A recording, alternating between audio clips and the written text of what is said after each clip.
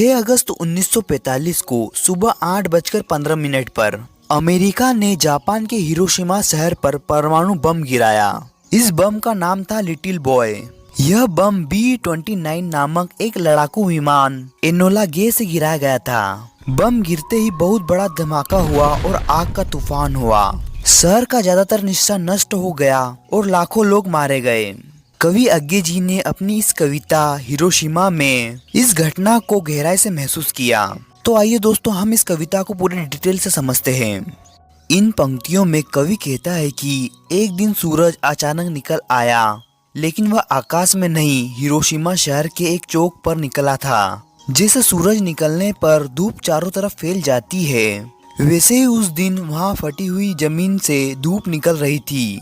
असल में कवि यहाँ दूसरे विश्व युद्ध के समय हिरोशिमा पर गिराए गए बम की बात कर रहा है। जहाँ बम गिरा था वहाँ जमीन फट गई थी और एक बड़ा गड्ढा बन गया था। कविता में उसी गड्ढे को फटी मिट्टी कहा गया है। बम फटने के बाद वहाँ से बहुत सारी जहरीली गैसें निकल रही थी। उन गैसों की गर्मी से पूरा वातावरण जलने लगा था। बम के धमाके से निकली किरणें इंसानों को खत्म कर रही थी। इस कविता में कवि ने इन्हीं बातों को इशारों में बताया है। इन पंक्तियों में कवि हिरोशिमा पर हुए परमाणु विस्फोटक का जिक्र करते हुए कहता है कि जैसे सूरज निकलने पर धरती पर लोगों की परछाई बन जाती है, वैसे ही उस दिन हर जगह इंसानों की परछाई दिख रही थी, लेकिन वे छायाएं बिना किसी दिशा के इधर उधर बिखरी पड़ी थी। उस दिन सूरज रोज की तरह पूरब से नहीं निकला था, बल्कि ऐसा लगा जैसे वह सीधा हिरोशिमा की जमीन से अचानक निकल आया हो। वह सूरज ऐसा लग रहा था जैसे वो मौत का प्रतीक हो, जो अपने रथ पर सवार होकर आया हो और उसके रथ के पहिए टूटकर चारों दिशाओं में बिखर गए हो। परमाणु बम का यह धमाका सूरज की तरह बहुत तेज रोशनी और गर्म के साथ हुआ था, लेकिन यह बहुत छोटा और तेज था। ना तो यह आम सूर्योदय की तरह धीरे धीरे हुआ और ना ही इसके बाद सामान्य ढंग से सूर्यास्त हुआ। इस धमाके के तुरंत बाद इतना धुआं फैला कि अंधेरा छा गया। कवि कहता है कि यह एक ऐसा समय था जिसमें एक साथ सूरज का निकलना और डूबना दोनों जैसा महसूस हुआ। यह दोपहर का वह पल था जिसमें इतनी गर्मी थी कि सब कुछ जलकर सूख गया।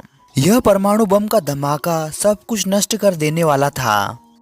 लास्ट की इन पंक्तियों में कवि कहता है कि हिरोशिमा पर हुए परमाणु बम के विस्फोटक से निकलने वाली गर्मी और विकिरणों ने इंसानों को जला दिया और उन्हें भाप में बदल दिया, लेकिन उनके शरीर की छायाएं जो वह दीवारों, पत्थरों और टूटी सड़क पर पड़ी थी, आज भी मौजूद है। ये छायाएं चुपचाप उस भयानक हादसे की कहानी कहती है। कवि असली सूरज की तुलना इंसान द्वारा बनाए गए नकली सूरज यानी परमाणु बम से करता है। वह कहता है कि असली सूरज तो जीवन देता है, पर इंसान का बनाया गया सूरज यानी परमाणु बम बहुत ही विनाशकारी है। इसने इंसानों को पूरी तरह खत्म कर दिया।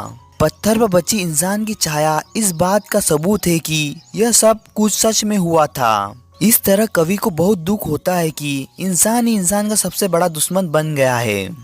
दोस्तों, वीडियो अच्छा लगे तो इस वीडियो को लाइक कीजिए और चैनल को सब्सक्राइब कीजिए। Thank you for watching.